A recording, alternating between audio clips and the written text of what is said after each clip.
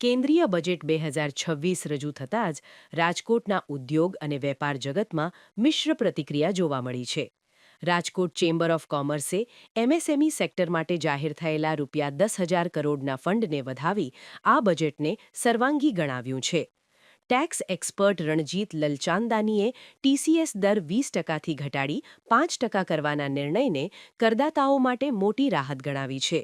બીજી તરફ રાજુ ધુંધા અને જેમ્સ એન્ડ જ્વેલરી એસોસિએશને ટેક્સ રાહતોના અભાવે નારાજગી વ્યક્ત કરી છે. ખાસ કરીને સોના ચાંદીના વ્યવસાય સાથે જોડાયેલા લોકોની અપેક્ષાઓ પૂર્ણ ન થતાં આગામી સમયમાં સરકારને રજૂઆત કરવાની તૈયારીઓ પણ હાથ ધરાઈ છે. આમ બજેટમાં વિકાસનો રોડમેપ દેખાયો છે, પરંતુ નાના વેપારીઓ માટે ટેક્સના મોરચે આશા અધૂરી રહી છે. હું VP Vaishnav, president Rajkot chamber of commerce and industry. આજે નિર્મલા સીતારામનજીએ પોતાનું 9મું બજેટ રજૂ કર્યું. એ ખરેખર સર્વાંગી બજેટ કેવું હોય તો અસ્થાને નહીં ગણાય, અને ખાસ કરીને સૌરાષ્ટ્રને લાગે વળગે છે ત્યારે આ બજેટની અંદર સૌથી વધારે પ્રાવધાન એમએસએમઈને આપવામાં આવ્યું છે. અને એમએસએમઈ ઉદ્યોગને જે 10,000 કરોડ રૂપિયાનું ફંડનું એલોકેશન કરવામાં આવ્યું છે એ સમગ્ર સૌરાષ્ટ્ર માટે સારામાં સારી વાત કહી શકાય, કારણ કે સમગ્ર રાજકોટને 2,48,000 એમએસએમઈ ઇન્ડસ્ટ્રીથી ભરાયેલું છે, અને સૌથી વધારે ફાયદો એમએસએમઈને થવાનો હોય તો આ રાજકોટ અને સૌરાષ્ટ્રને થશે. અને એમએસએમઈથી આવનારા દિવસોમાં ઉદ્યોગ જગતને અને રોજગારીમાં પણ એટલો વ્યાપ વધશે. સૌથી વધારે એમએસએમઈ ઉદ્યોગની વાત કરવામાં આવે તો એમએસએમઈથી જ નાની ઉદ્યોગથી મોટા ઉદ્યોગ તરફ જઈ શકાય છે. જેમ સરકારી કોઈ પણ ઇન્સ્ટ્રુમેન્ટ ખરીદવાની આવે તો એમએસએમઈ પાસેથી જ ખરીદવાની વાત આવે છે, એટલે એનાથી ઇન્ડસ્ટ્રીને એક સર્વાઈવ મળશે અને બૂસ્ટ મળશે, અને આવનારા દિવસોમાં એમએસએમઈ એક આવનારા અલગ તરીકે તે ઉભરી આવશે. મારી દૃષ્ટિએ આશાને કોઈ પણ બજેટમાં સારી આશા જ રાખીને આપણે બેઠા હોઈએ છીએ, પણ આશાને અપેક્ષામાં જ્યારે ઇન્કમ ટેક્સના સ્લેબમાં હજી સરળીકરણ કરવાની જે વાત હતી, પણ ગયા વખતે સ્લેબમાં લગભગ ફેરફાર કરેલા છે, એટલે આ વખતે એને અમલીકરણ કરવાની વાત હતી અને એમાં એને સરળ કરવામાં આવ્યો. ટેક્સના સ્લેબમાં કાંઈ ફેરફાર ન કરવામાં આવ્યો એ થોડીક નિરાશા ગણી શકાય. મારું નામ રણજીત લાલચંદાની છે. હું રાજકોટ ટેક્સ કન્સલ્ટન્ટનું પ્રેસિડન્ટ છું.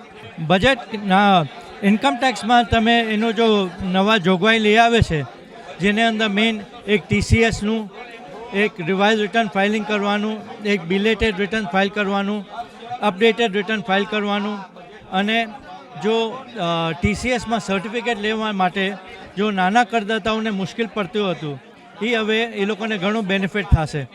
નાની ટીસીએસના તમે નિલ સર્ટિફિકેટ લેવા માટે તમે ઇન્કમ ટેક્સ ઓફિસર પાસે દોડીને જતા હતા, એ ઓટોમેટિક કરી નાખ્યું. પ્લસ જો ટીસીએસ જો ફોરેન જતા હતા એ લોકો માટે 20% હતું, એ ઘટાડીને 5% કર્યું તો હવે 2% કરી નાખ્યું. બિકોઝ નાના માણસોને જો ફોરેનમાં જાય ભણવા માટે તો એ લોકોને અમસ્તા મુશ્કેલી હતી પૈસા ભરવા માટે, હવે એ એનો બેનિફિટ આપે છે. તો આમ જો તો ટેક્સ પેયર્સ માટે આ ઘણું સારું અમેન્ડમેન્ટ્સ લઈ આવ્યા છે. આ બજેટના મુખ્ય 3 કહી શકાય એવા પાસાઓ છે. એક તો ગ્રોથ વધે, જનતાને રાહત મળે અને બધાનો વિકાસ થાય, એને અનુલક્ષીને બજેટને આજે બહાર પાડવામાં આવ્યું હતું. અને ખાસ કરીને જોઈએ તો એમએસએમઈ ઉદ્યોગને આમાં બુસ્ટિંગ મળ્યું છે. અને બીજી વાત કરીએ, ટેક્સમાં કોઈ રાહત આપવામાં આવી નથી, જેના કારણે નાના અને મધ્યમ વર્ગ થોડીક નિરાશ અનુભવી રહ્યા છે. નાના ઉદ્યોગકારો એટલે એમએસએમઈ જે કહી શકાય એને આ બુસ્ટિંગ મળશે અને નાના ઉદ્યોગકારો વધુ મજબૂત બનશે. એમએસએમઈ ઉદ્યોગમાં ઘણી બધી રાહતો આપવાના કારણે એમએસએમઈ ઉદ્યોગ વધુ મજબૂત બનશે, કેમ કે સરકાર નાના ઉદ્યોગોને વધુ મજબૂત બનાવવા તરફ પ્રયાસો કરી રહી છે. Mayur Adesara, gems and jewellery association Rajkot president.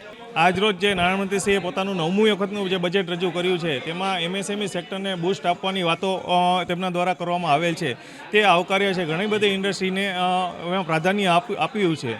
તેમજ આપણે જ્યારે વાત કરીએ કે તેમને ટ્રેનોની ઘણી બધી 7 કોરિડોરની જાહેરાત કરી છે. ફાર્માકલ સેક્ટરમાં બાયો મેડિકલને પણ લઈને પણ ધ્યાનમાં જાહેરાત એમને કરેલ છે.